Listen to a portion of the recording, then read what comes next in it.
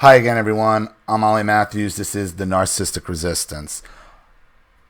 I'm not doing this video with contribution, though I've been requested to do it over and over again. And I said I was going to do one on the royal wedding. And I just got the email that is going to make me want to do it. I'm going to leave this person anonymous for now because they're not. I don't think she's going to be expecting what I'm about to do here. Oh, let me first start off and let me be clear. Fuck the royal family. Fuck the king. Fuck the queen. Fuck Meghan Markel. Fuck the whole situation.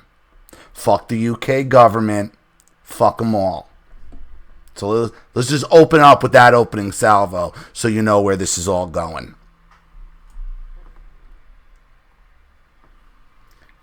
Dear Ollie, I'm a devoted follower and fan. More on that later. I would really love to see you do an Overcoming Narc Abuse video on the topic of 36-year-old Meghan Markle walking herself down the aisle. As the whole world knows now, her father is a complete and total scumbag. No, the whole world doesn't know that.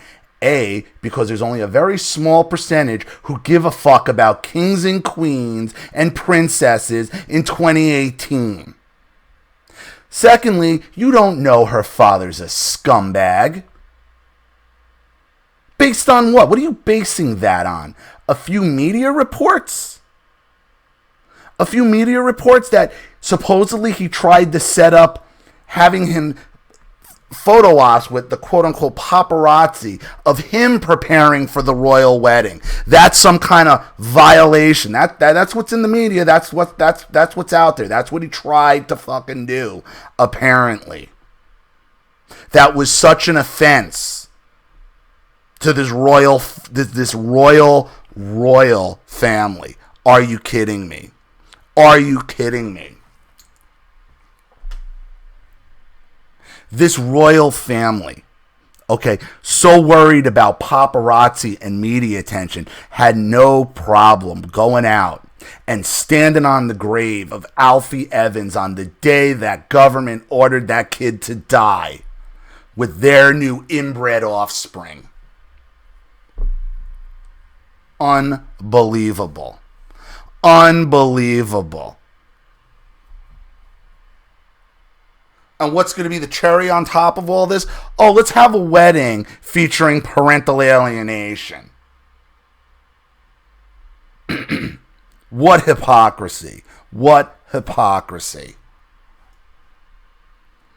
It says a lot that a girl who was totally discarded like garbage by her father could achieve so much on her own in the film industry. Really? Really? Is it really that hard to figure out how she can... What? Because she was on the USA Network? Have you been paying attention to what's going on in the film industry? How these people get ahead?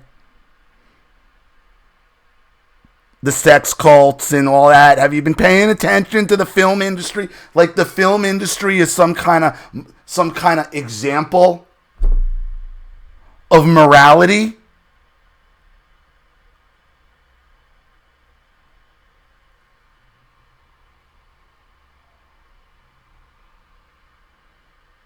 It says a lot that a girl who was totally disregarded like garbage by her father could achieve so much on her own in the film industry. I'm sure her father never paid child support long before marrying a prince. Like, how would you know that? You're sure? Really? It's weird you would come to an alienated father with that kind of a statement. It really is. Well, it's not. I mean, if you're involved in the royal family, queens and princesses and princes, I mean, really? But you're an avid follower of my channel? Really?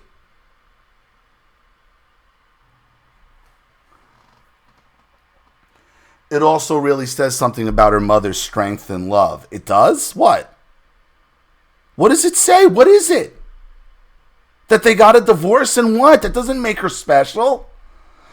What did the father do? His offense was setting up pictures with the paparazzi of himself? They had a rocky relationship in the past. You know what? This was about her punishing her father.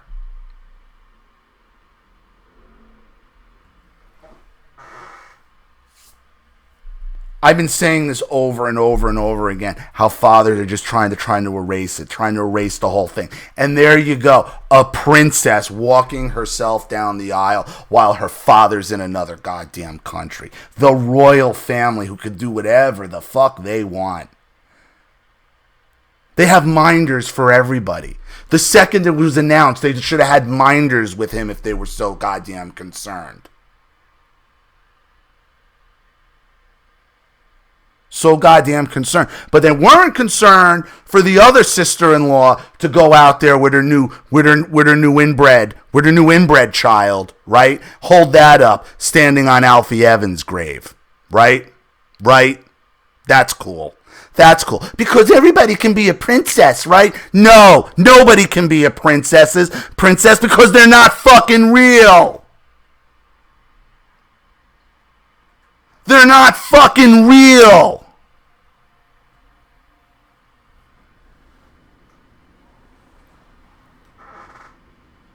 Royalty.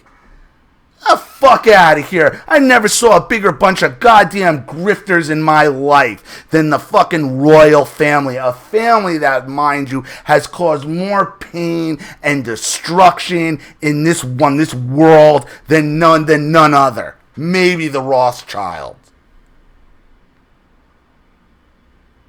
They've caused wars and genocides. Everything they touch turns to shit. And they haven't changed their ways one bit. This is a supposed ally of ours?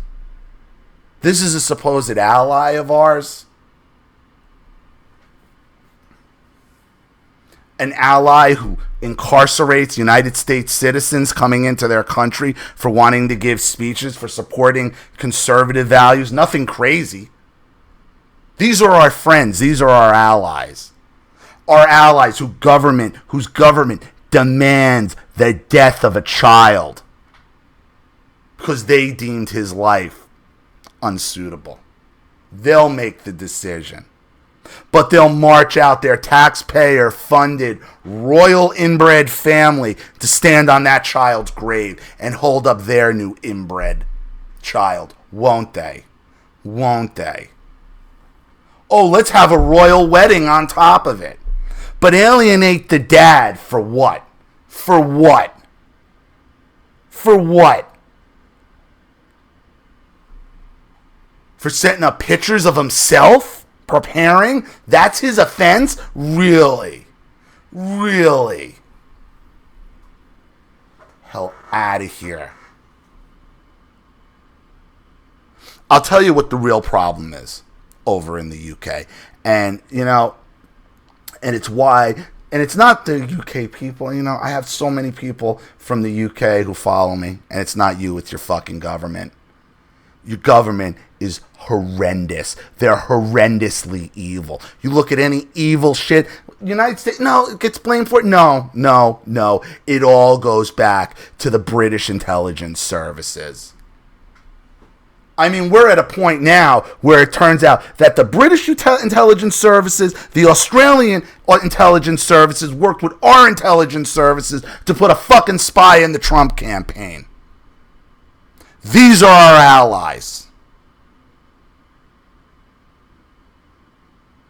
I said it in the Kanye video that was deemed hate speech, and I won that appeal. They're not our friends. We need to stop worrying about what Syria does and what every third world shithole does and start worrying about our quote-unquote friends. The UK, the Australians, who are using their diplomats as fucking rogue spies to try to set up the Trump administration to be working with the Russians. Fucking please. Fucking please. And it's become very clear what the whole Cambridge Analytica thing is about. Cambridge Analytica is nothing more than a smokescreen. And the smokescreen has nothing to do with anything more than the first part of their name, Cambridge. And it's to muddy the water for the stupid idiots out there. Because this spy that's been identified, this Stefan Halper, how does the media identify him? Cambridge professor Stefan Halper. That's how they keep Cambridge professor, Cambridge University. They're trying to muddy it up and smoke it up. That's what Cambridge analysts. I mean, this is how deep these intelligence services work. This is how deep the deep state works. This is the level of gaslighting and manipulation that they pull off. And these are our supposed friends. What was the first call that was leaked from Trump? Oh, it was Trump to the Australian Prime Minister. Same Australians who, that's where Downing was from, that supposedly George Papadopoulos said we had Hillary's email. These are our friends? I don't think so. And it all leads back to this fucking bullshit. This royal family bullshit. Because there's enough people out there like, yay, princes and princesses and a royal wedding, and she's so strong. She's a Hollywood USA Network actress. Who gives a shit? But you know for sure that the father never paid child support. Hey, maybe you're right. But all they got to do was humiliate that guy in front of the world.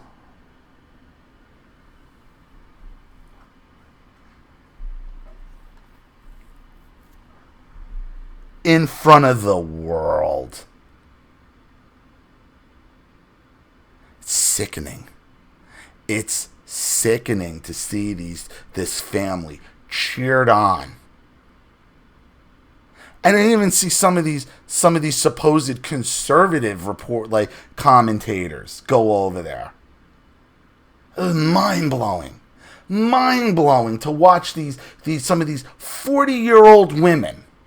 Who's a good one? Ainsley Earhart's a perfect one. 42 years old. Miss Christian, Miss Light and Love book. Okay? Miss Light and Love, Miss Christianity. Let me ask you something, Miss Christianity. How does Alfie Evans factor in to your new book? While you were over there cheering a royal wedding while this family stood on that child's grave the day he died. The day he died on government orders.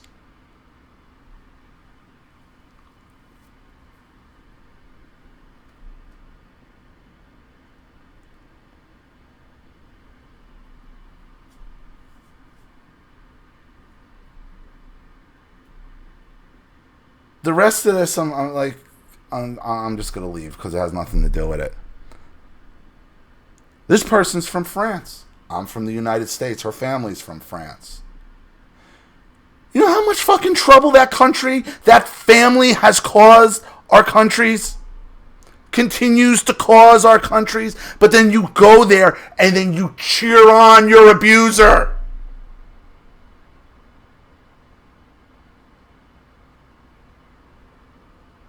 Royalty. You're cheering on royalty. And you're still on my channel looking for help again for narcissistic abuse. There's no such thing as royalty. There's no such thing as kings and queens and princesses. It's just people with money who manipulated a very long time ago and have been able to hold on to fucking power for themselves.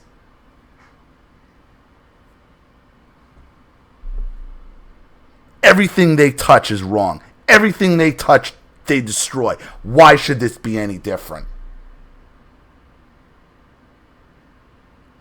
Right. Let's kill the notion of a girl becoming a princess by being walked down the aisle by her father. Let's fucking kill that. That's a good thing. No, it isn't. On what planet is that a good thing? You know what really killed the UK? And this was, I was going to try to get into this before. I'll tell you what it was that killed the UK. If you remember, if you're around my age, if you're Gen X, if you remember back in the 80s, there was this huge push in the media where they were talking about in Europe soccer hooliganism. And for those who aren't familiar with the soccer hooligans, they were following World Cup soccer, their national teams. And what they really were doing by going after the soccer hooliganism was taking out nationalism, was taking out national pride, was taking out people who fought. Now, that's not to say the hooligans didn't fuck shit up when they would riot during after matches, because they did. They'd riot, they'd flip shit over, but then it was over. It wasn't what you got now going on in the streets of London with stabbings and murders and people getting run over. If the soccer hooligans were still around, there's no fucking way the UK could have killed Alfie Evans. There's no way they could have put enough cops in front of that hospital to stop the soccer hooligans from removing that child. That's what they destroyed. That's what they were after. Understand, everything the media does is for the long term. There's long-term goals. Nothing's short-term benefit. It all has long-term effects. How are you going to take down Europe? You had to take down national borders. How do you take down national borders? You have to attack the people who were going to fight for their borders the most fervently. Who was that? The soccer hooligans. And as the soccer hooligans were destroyed and the whole thing was cracked down on, what have you become, Europe? What have you become? Well, what were you anyway? Understand one other thing. And this should make sense about the entitlement and why you see so much narcissism coming out of Europe and especially the UK. Because I say they're about 30 to 40 years ahead of us, the United States, in as far as societal narcissism. Okay? There's been an entitlement about that country since before the Second World War. And my proof of that is,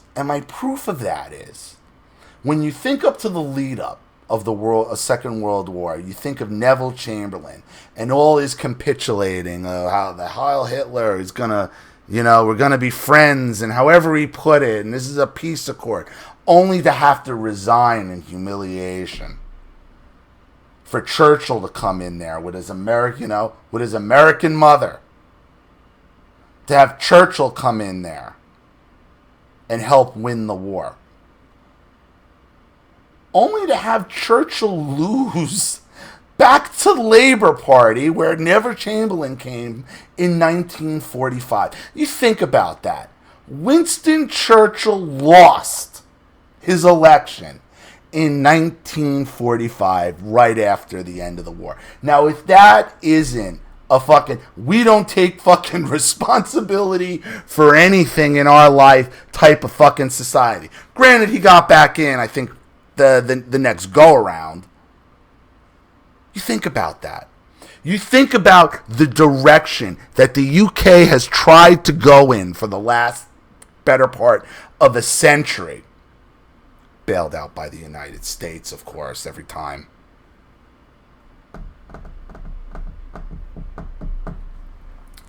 That royal family has to go.